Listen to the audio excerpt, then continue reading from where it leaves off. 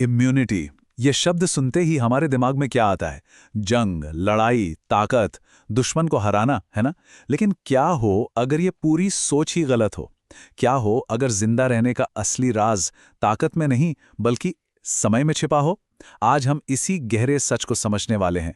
Immunity को एक बिल्कुल नए नजरिए से देखेंगे, एक टाइम इंटेलिजेंस के तौर पर। जरा इस लाइन पर गौर कीजिए। ये खतरे के बारे में हमारी पूरी सोच को पलट कर रख देती है। मतलब असली दुश्मन वो नहीं जो बहुत ताकतवर हो, बल्कि वो है जो बहुत तेज हो। इतना तेज कि वो आपको सीधे सीधे मारता भी नहीं, वो बस आपका सारा समय छीन लेता है। आपको रिएक्ट करने का, संभलने का मौका ही नहीं मिलता। तो ये हमें एक बहुत बड़े सवाल पर लाकर खड़ा कर देता है। क्या जिंदा रहना असल में ताकत से लड़ने का नाम है, या फिर ये सिर्फ टिके रहने के लिए किसी तरह समय खरीदने की एक कला है? पता है, इस एक सवाल का जवाब हमें जिंदगी के एक ऐसे छुपे हुए नियम तक ले जाएगा जो सिर्फ दवा में नहीं बल्कि अर्थव्यवस्था से लेकर हमारी अपनी जिंदगी तक हर जगह काम करता है। चलिए, इस नियम को समझने के लिए कहानी शुरू करते हैं एक ऐसे दुश्मन से जो अंधेरे में छिपकर वार करता था, बिल्कुल चुपचाप और बहुत तेजी से। एक ऐसा कातिल जो अपने शिकार को संभलने का मौका तक नहीं देता था। उसका नाम था डिफ्थीरिया। इसे बच्चों का गला घोटने वाला फरिश्ता कहते थे। सोचिए जरा, कितना खौफनाक नाम है ये। किसी भी माँ बाप के दिल में सिहरन पैदा कर दे। और इसकी वजह भी थी। डिफ्थीरिया वाकई में एक बेरहम कातिल था जो हमारे समाज के सबसे मासूम, सबसे कमजोर हिस्से पर, बच्चों पर हमला करता था। अब जो आंकड़े हम देख रहे हैं, ये सिर्फ नंबर्स नहीं हैं। ये उन अनगिनत जिंदगियों की कहानियां हैं जो खत्म हो गईं। मैसाचुसेट्स में तो हालत ये थी कि हर 100 में से 85 मौतें 10 साल से कम उम्र के बच्चों की हो रही थी। मतलब एक ऐसी बीमारी जो हर साल हजारों बच्चों को निगल रही थी। पर पता है, इसका असली हथियार इसका जहर नहीं था। इसकी असली ताकत थी इसकी स्पीड। ये इतनी तेजी से काम करती थी कि शरीर को सोचने, समझने या लड़ने का मौका ही नहीं मिलता था। लेकिन समय हाथ से निकलता जा रहा था। हर दिन और जाने जा रही थी। और वहीं पर्दे के पीछे कुछ साइंटिस्ट समय के खिलाफ ही एक दौड़ लगा रहे थे। 1884 में जाकर इस दुश्मन की पहचान हुई और फिर सिर्फ 6 साल के अंदर एमिल वॉन बेहरिंग और उनकी टीम ने एक एंटीटॉक्सिन बनाकर उम्मीद की एक नई किरण जगाई। ये वाकई में इंसानियत की सबसे बड़ी जीतों में से एक थी। तो सवाल ये है कि ये एंटीटॉक्सिन आखिर था क्या? देखिए, ये सिर्फ एक दवा नहीं थी। ये एक क्रांतिकारी आइडिया था।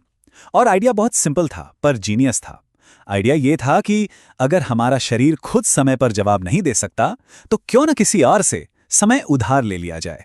और इस केस में वो कोई और एक जानवर था।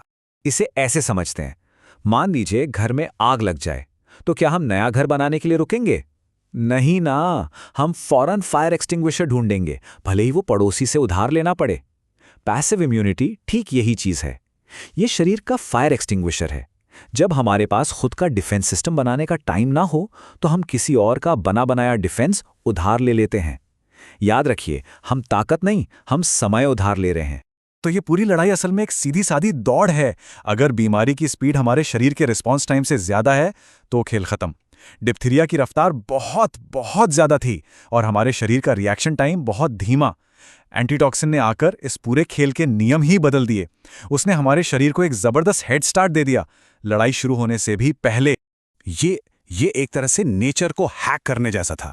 सोचिए, महीनों की बायोलॉजिकल लर्निंग को लेकर उसे कुछ मिनटों में कंप्रेस कर देना। एक घोड़े का इम्यून सिस्टम जो चीज महीनों में सीखता था, वो अब एक इंसान को सिर्फ कुछ मिनटों में मिल रही थी। ये तो एक तरह की टाइम ट्रैवल हो गई, जिसमें इम्यूनिटी को अतीत से सीधे भविष्य में ट्रांसफर किया जा रहा था। ठीक है, थियोरी तो बहुत अच्छी लगती है सुनने में, है ना? लेकिन असली दुनिया में सबूत क्या था, ये पता लगाने के लिए कि क्या ये शानदार आइडिया सच में काम करता है, हमें इतिहास के सबसे बड़े पब्लिक हेल्थ एक्सपेरिमेंट्स में से एक को देखना होगा। ये एक्सपेरिमेंट हुआ था मैसाचुसेट्स की जमीन पर। ये कुछ ऐसा था मानो रिसर्चर्स एक टाइम मशीन में बैठकर अतीत में चले गए हों।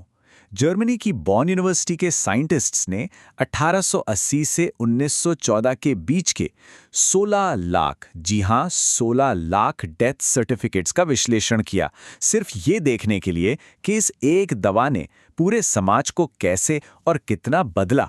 और जो नतीजे सामने आए वो सच में हैरान करने वाले थे। उस दौर में मैसाचुसेट्स में लोगों की औसत उम्र जितनी भी बढ़ी, उसका 27% हिस्सा सिर्फ और सिर्फ इस एक एंटीटॉक्सिन की वजह से था। ये कोई छोटी बात नहीं है। ये दिखाता है कि कैसे बस एक सही खोज पूरे समाज की किस्मत बदल सकती है। और हाँ, ये 17% भी सिर्फ एक नंबर नहीं है।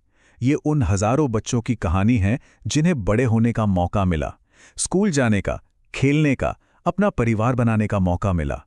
ये सब कुछ मुमकिन हुआ उस एक दवा की वजह से जिसने उन्हें दुनिया का सबसे कीमती तोहफा दिया, जिंदा रहने के लिए थोड़ा और समय। अब ये बात शायद सुनने में छोटी लगे कि बच्चे स्कूल कम मिस कर रहे थे, लेकिन इसके मायने बहुत गहरे हैं। ये हमें बताता है कि हेल्थ का मतलब सिर्फ बीमारी का ना होना नहीं है। हेल्थ का मतलब है समाज में पूरी तरह से हिस्सा लेने की काबिलियत। तो ये दवा सिर्फ जाने नहीं बचा रही थी, ये एक बेहतर पढ़ा लिखा भविष्य भी बना रही थी। तो अब हमने इस नियम को दवा की दुनिया में काम करते हुए देख लिया है ना। चलिए अब एक कदम पीछे हटते हैं और बड़ी पिक्चर को देखते हैं, क्योंकि ये कहानी सिर्फ डिफ्थीरिया या एक एंटीटॉक्सिन की नहीं है। ये एक यूनिवर्सल नियम के बारे में है, एक ऐसा नियम जो हमारे चारों ओर हर वक्त काम कर रहा है, बस हमारी नजरों से छिपा हुआ है।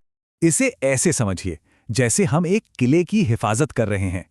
कोच वो संतरी है जो चिल्लाकर बताता है दुश्मन आ रहा है।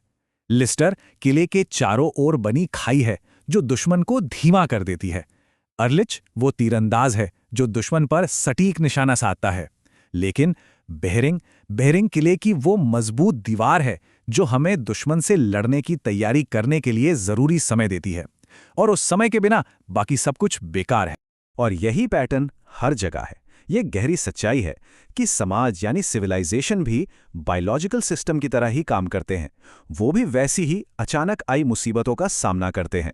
और जानते हैं, दोनों के जिंदा रहने का राज अक्सर एक ही होता है, समय खरीदना। चाहे वो शरीर के लिए एंटीबॉडीज हो या फिर डूबती हुई अर्थव्यवस्था के लिए इमरजेंसी बेल आउट, लॉजिक बिल्कुल सेम है। अब इसी लॉजिक को हमारे दिमाग पर लगाकर देखिए। जब कोई बहुत बड़ा सदमा या तनाव हमारे झेलने की क्षमता से ज्यादा तेजी से बढ़ता है तो क्या होता है? ब्रेकडाउन। और तब थेरेपी या किसी अपने का सपोर्ट क्या है? वो एक तरह का साइकोलॉजिकल एंटी सीरम है। मदद मांगना कमजोरी नहीं है, ये खुद को ठीक होने के लिए जरूरी समय देने की एक बहुत समझदार, बहुत जरूरी स्ट्रैटेजी है। और यहीं पर वो सबसे खतरनाक झूठ सामने आता है जो हमें हमेशा बताया गया है। मजबूत लोगों को मदद की जरूरत नहीं होती। लेकिन प्रकृति का नियम, जो लॉ हमने अभी सीखा, वो क्या कहता है? वो कहता है सिर्फ मरे हुए सिस्टम मदद लेने से इनकार करते हैं। जिंदा सिस्टम्स हमेशा मदद लेते हैं, क्योंकि वो जानते हैं कि सर्वाइवल समय खरीदने का नाम है। तो आखिर में हम कहाँ पहुंचते हैं? हम इस नतीजे पर पहुंचते हैं कि पैसिव इम्यूनिटी यानी बाहर से मदद लेना, ये कोई कमजोरी नहीं है, ये टाइम इंटेलिजेंस है। ये जानना कि जिंदा रहना सिर्फ ताकत दिखाने का नाम नहीं है, ये समय को समझने का नाम है। ये जानना कि कब लड़ना है, कब इंतजार करना है, और सबसे जरूरी कब मदद के लिए हाथ बढ़ाना है। तो अब जब ये नियम हमारे सामने है, ये सवाल सोचने वाला है कि ये और कहाँ-कहाँ काम कर रहा है। क्या ये फाइनेंस में काम कर रहा है, एआई सेफ्टी में, या हमारी अपनी रोजमर्रा की जिंदगी में? हम अपने सामने आने वाली चुनौतियों से निपटने के लिए इस टाइम इंटेलिजेंस का इस्तेमाल कैसे कर सकते हैं? इसके जवाब शायद हमें हैरान कर दें।